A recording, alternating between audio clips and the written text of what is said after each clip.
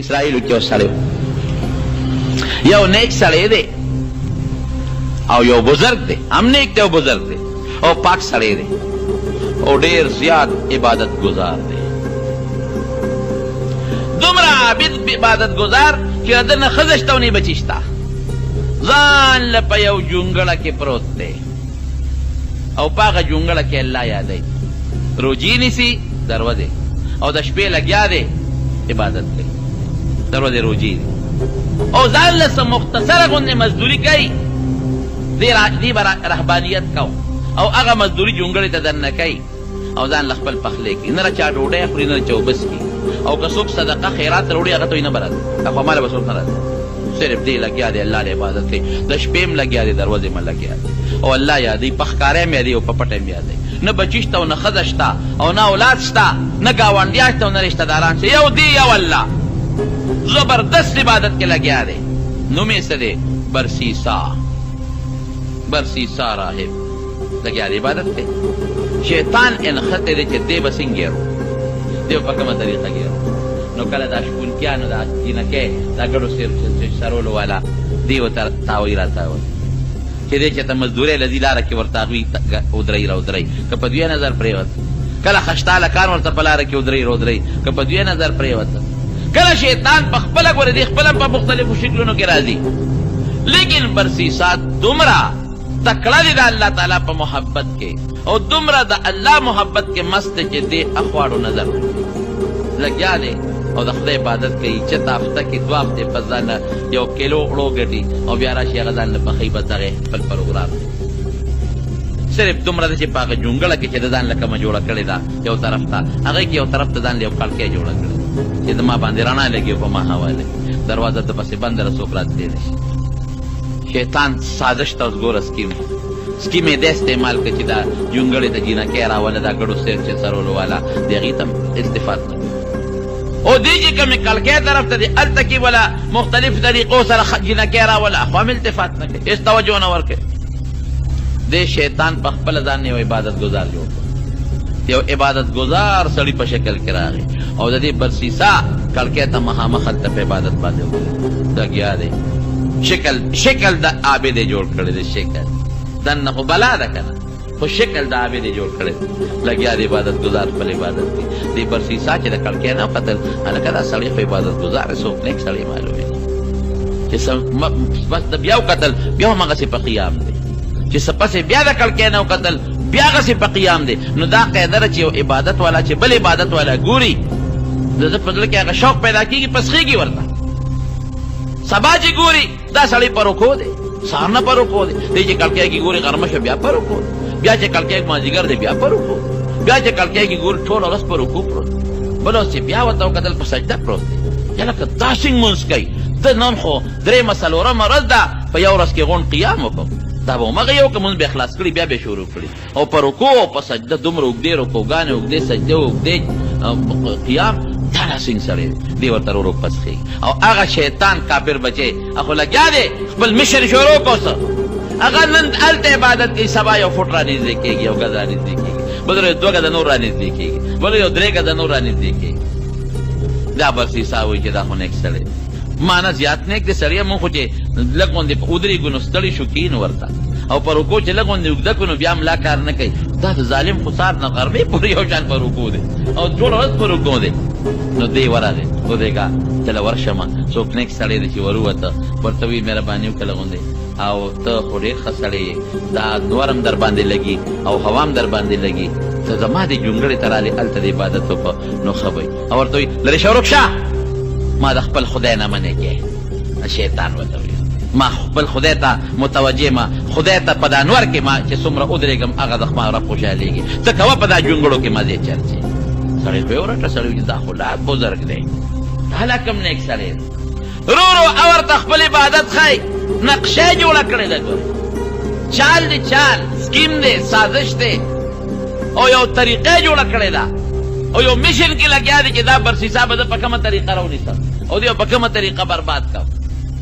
رو رانږدې کېږي، یو ځل باران شو، چې باران شو دا برسیسا ورغی او ورته کېناست، هغه سړي ته د خدای خط دی، نیک سړی یې ګڼي، زه ګورې چا سره خبرې هم نه او زه په لاره ځم ته ګورې هغه زما قصه نشته نه ښځه نه بچي خدا باران دی یو درخواست ته کوم زما دې جونګړې ته رادن نشه لږ خیر دی بیا چې باران وي بیا به عبادت کې زړه مې در باندې خفه شو ډېر عبادت ګزارې یا چې ته مې تنګې نو زه درته نه بشم راغې په هغه یونګړه کې ورسره تېره شو دې مې عبادت کوي ام کوي څو ورځې ورسره ډېر زبردست عبادت وکړ داسې د مقابلې عبادت دی وکړه که نه هغه یو بل سره څه ورته وایي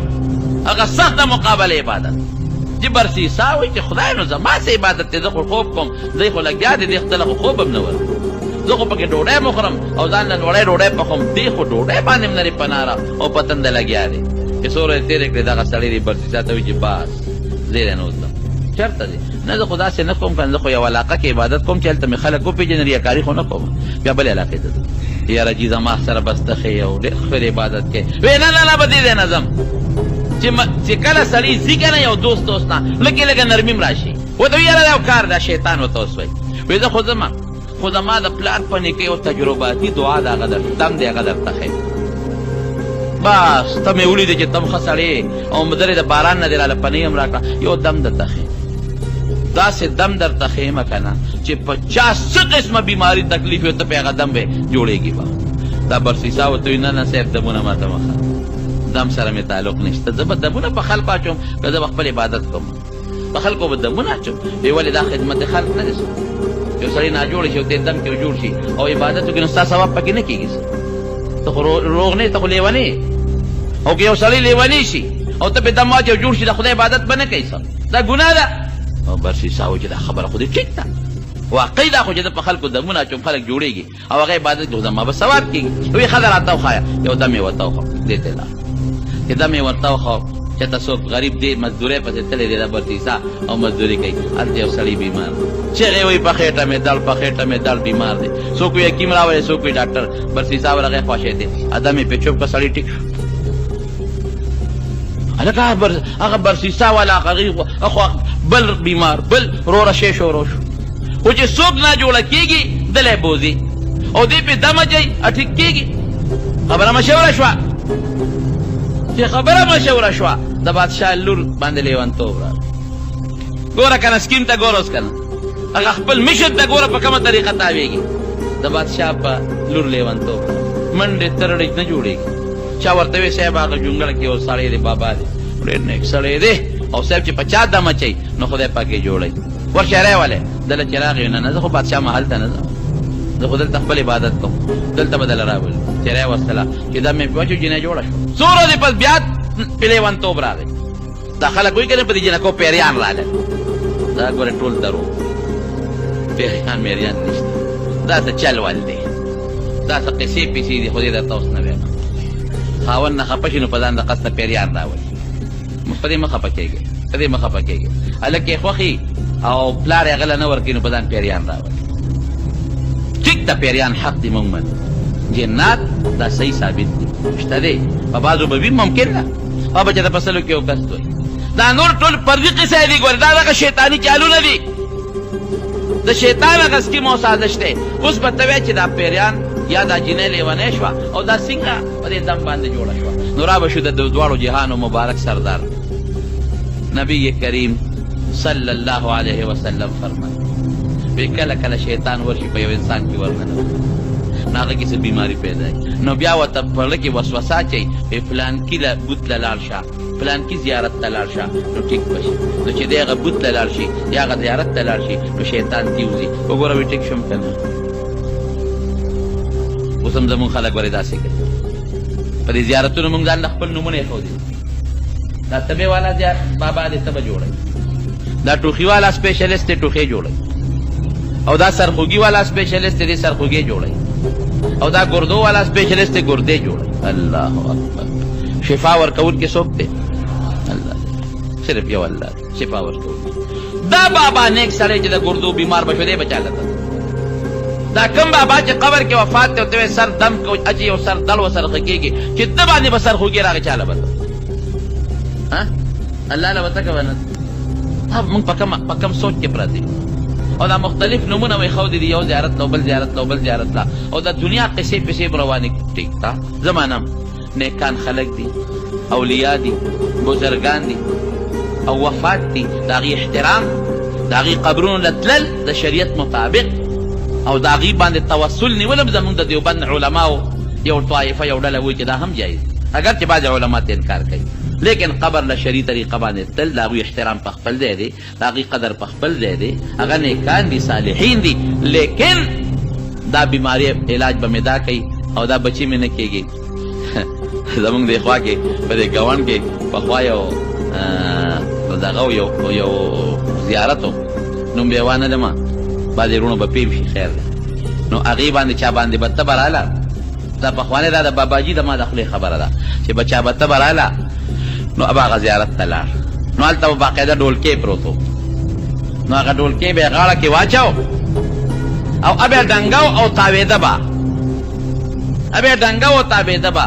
او دا به سندره ورسره وی چې د ډب د غاړې لاله زه راغلی یم تاله چې ته مې خلاص کړه دې تبې د جنجاله او ډولکی به ډنګ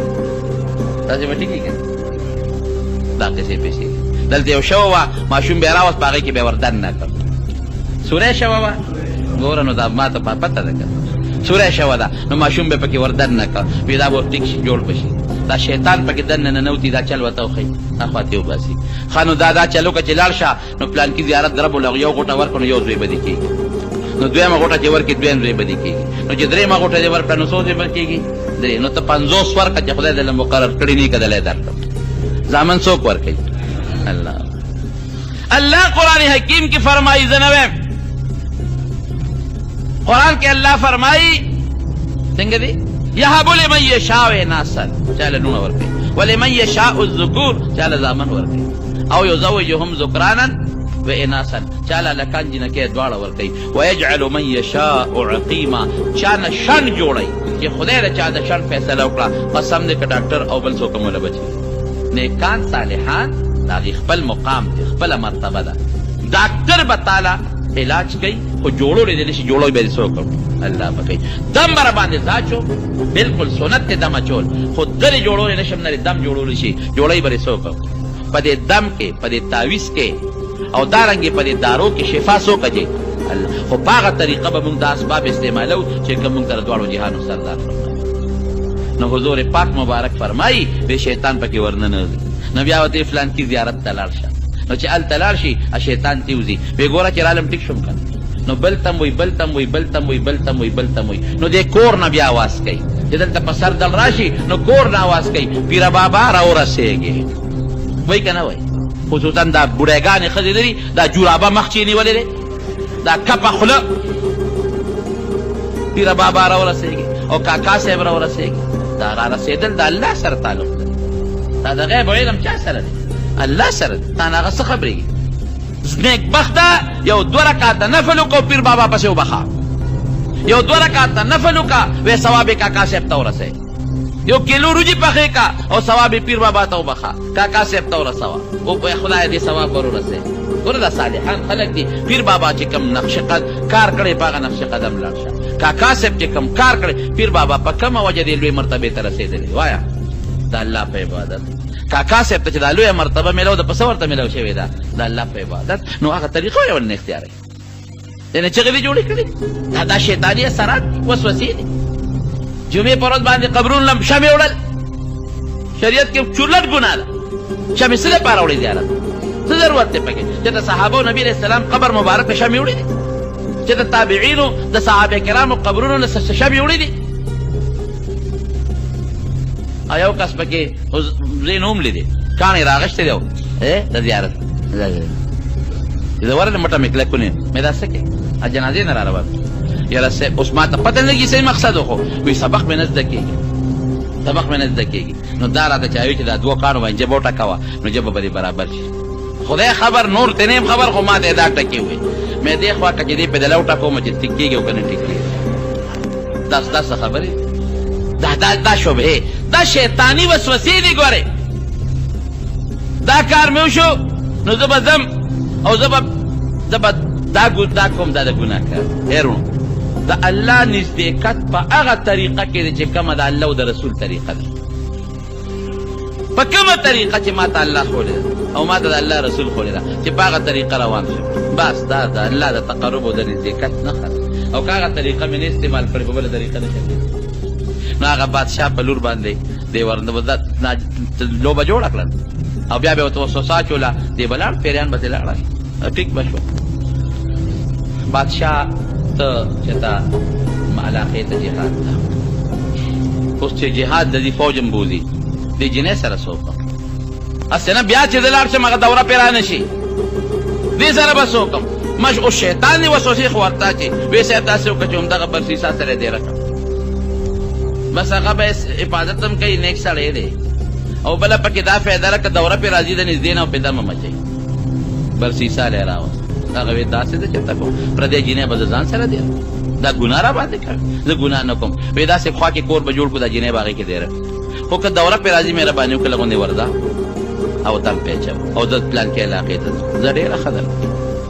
هغه قصه اوږده ده لږه وخت هم کم دی او لږه تفصیلي ده خو زه بېل اختصار درته ویم دې ته نوبت ورسېد چې هغه جینۍ باندې به د دم اچاو او به وله راتله دې به ته دې ته نوبت ورسېد چې دا هغه جینۍ سره ګناه وکړه دې هغه ته خشته که هغې ده ته په ذهن کې خشته کړه شیطان دی ګناه یې پرې وکړه چې ګناه یې وکړله د هغې امید پیدا شو اوس به څه کېږي اوس خو که بادشاه راغی وبه چې دا دې څه چل کړی دی جینۍ مړه کړه او خښه یې کړه ګوره یو یې پې زنا وکړه دویم یې پسې جل وکړه قتل یې پې وکړه شیطان چې بادشاه راغی او تب معلومات یې وکړل جینۍ څه شوه ده نه تپوس وکړو جینۍ زه خو نه یم خبر چې لیونتوبه سر به راغلي تښتېدلې به چېرته نسبتا 3 شهزادګانو د باچا 3 زامن دي 3 واړو په یو شپه خوب ولید دې خو خوبونه هم سړي ته ورچوي که نه یو زوی ته شیطان په خوب کې وایي چې ورشه وګوره هغه پلارکي ځای کې هغه یې وجلې ده او خښه کړې ده بل تم 3 واړه چې سار پاڅېدل 3 واړو یو شان خوبونه لیدلي وو بادشاه ته بابا ما خو داسې خوب ولید ابوري ما خو هم داسې ولید ابوري ما خو هم داسې ولید یارې واقعي چې د دې برسیسا دا لوبه نه یې کړې چې کم ځای ښولی و 3 واړو د شیطان چې لاړ ځای وکړه نو پکې لورې راووته مړه وه حلاله شوې وه مړه پکې راووته اوهو دې یې ګرفتار کړه او په سولی یې کړ بری او خېجو د دار سر ته او سولی یې کړ هغه شیطان وله په خپل شکل راغی ملګري څه دي وی خدای دې تباه کا دم دې راته خولی و غرق دې کړمه د هغه دم په ذریعه دې تباه و برباد کړم 2 ګناه وشو پانسي کېږم اوهو زه څه خبر وم په وخت به راغلی وم نو ما به زه اوس دې بچ کومه ما له چې الله دي داسې به دې بچ کړمه چې بس وی څنګه مې بچ کړې وی دا سر دې ما ته راښکته کړه وی دا چېرته کېږي نو ګوره چې ته زما تابعداري نه کوې زما غوندې عبادت گزار تا لیدلې خوار شې مرې او غټ غټ ګناهګار مرې سر راته ښکته که دا سر دې ښکته که تړلی خو چې څونه دې وس کېږي سر دې ښکته که نو زه دې یو صبح سم بچ کوم دی چې د سر ښکته که هغې پې تورې غزار وکړه بادشاه او مردار